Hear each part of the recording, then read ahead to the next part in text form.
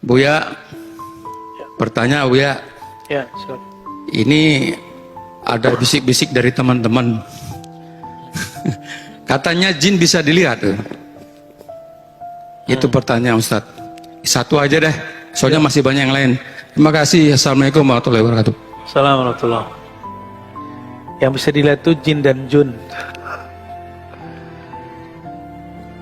Jin itu bahasa Arab, artinya jismun junna anil basar. Benda yang ditutup dari pandangan mata, maka disebut jin. Kalau majnun, insan sutira akluh, manusia akalnya udah ketutup, maka disebut majnun. Junna alaih, majnun juga, jan sama, ya. Lalu bagaimana dengan jin? Al-Quran mengatakan, yarawnakum, mereka melihat kamu dari sisi la tarawnahum, dari sisi engkau yang tidak dapat melihat mereka. Kalau Allah bilang jin tidak bisa dilihat dengan kasat mata, terus ada orang ngomong lihat jin, faqad ata bi buhtanin azim, dia sudah berbohong dan telah mengingkari Al-Quran. Namun kalau situ wali memandang tidak dengan mata ini, jangankan cuma jin, Rabbul jin aja dia tahu, Tuhan pencipta jin aja dia bisa pandang.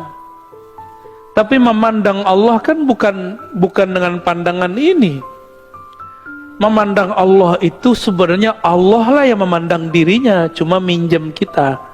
Sebenarnya kita emang dipinjam, kita kan milik dia juga. Inilah kata Imam Syafi'i, man qala ra'aitul jinna faqad ata bi buhtanin azim. Bahkan dalam satu riwayat, man qala ra'aitul jinna faqad kafar. Siapa yang ngaku-ngaku ngeliat jin, dia telah kufur kepada ayat ini. Dia telah berbohong yang besar. Maka mohon maaf, saya nggak percaya dengan buku dialog dengan jin itu, saya nggak percaya. Mohon maaf ya, saya nggak percaya. Dan saya nggak percaya jika orang mengislamkan jin lewat kesurupan, kecuali 1-2 kisah aja. Saya percaya Pak ada jin. Maka kebanyakan ahli ruqyah harus kemudian emang kaji ulang lah. Kalau nggak sepakat dengan saya kan boleh-boleh aja. Apa benar yang ente islamkan itu jin? Kok kambuh lagi? Ya, banyak kan? Saya ketemu seseorang, dia sekarang ngaku sudah mengislamkan 1 juta jin. Dihitung benar sama dia. Kita tanya, emang ente lihat? Enggak, tapi dia berbicara lewat orang kesurupan. Orang kesurupan itu Bapak, itu sudah dijelaskan dalam ilmu psikologi. Kebanyakan kesurupan itu terjadi pada 2 komunitas.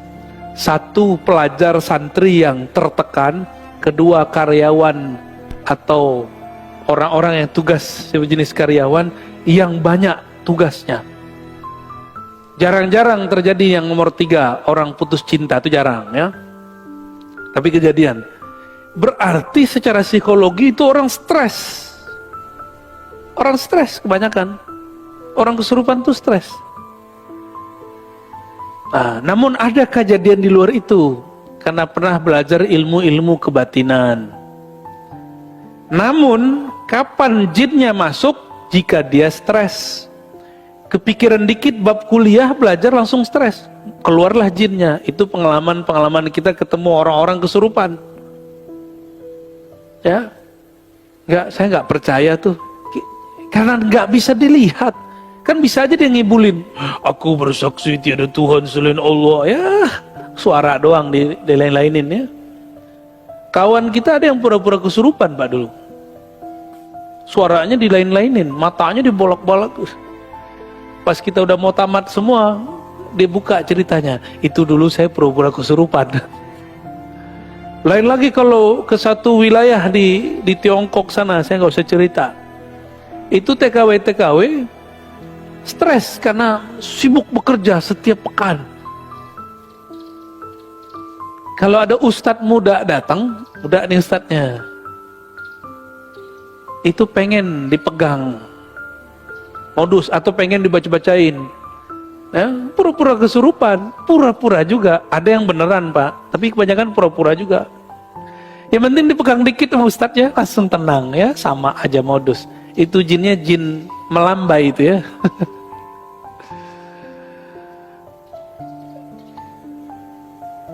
Aneh, kita ini diberi akal yang sehat oleh Allah Subhanahu Wa Taala, kok malah demennya sama yang begitu-gitu, ya. Pengen lihat jin Pak? Mau lihat jin? Serius?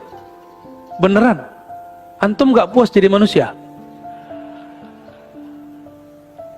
Nabi Syis itu tugas risalahnya memagari pandangan manusia dari jin. Dulu sebelum Nabi Syis, Nabi Adam sama setan itu kayak gini Pak, ngelihat. Jadi kalau bapak ini markir, dia markir juga. Lagi jalan, tiba-tiba ada yang tengkar, terstor. Itu zaman Nabi Adam dulu, Nabi Adam, Habil, kemudian 400 tahun beliau di dunia, lahirlah Syis, anak beliau. Nabi Syis dapat sir dari Nabi Adam, ilmu asma. Salah satu ilmu asma itu memagari manusia dari jin. Maka bapak nggak lihat kan di samping bapak ada jin? Ada Pak, samping bapak jin. Ada. Tapi lebih banyak malaikatnya. Di rumah bapak banyak jin kok. Itu kan terjadi horor kalau saya ceritain. Ya. Tidak ada satu jengkal di muka bumi kecuali ada makhluk Allah. Apakah itu malaikat, jin, atau binatang-binatang kecil? Ada semua. Gak usah dicari-cari Pak. Syaitan yajri majrad dam. Syaitan mengalir di setiap pembuluh darah. Gak usah dicari, kadang kita lah setannya. Bapak ini gak perlu melihat jin untuk ketemu setan. Ngelihat manusia bisa, ketemu setan bisa. Ya gitu ya. Tolong jangan minta-minta ketemu jin, nyesek nanti. Toko bidzalika satrun nas. Bapak gak kuat Pak.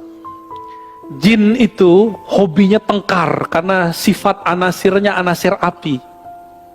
Maka jin itu nggak akan mati kalau nggak tengkar dengan jin yang lebih sakti atau dibakar oleh manusia sakti. Jadi manusia bisa bakar jin Pak, bisa membunuh jin. Wali kualitasnya atau orang yang punya aurat ya.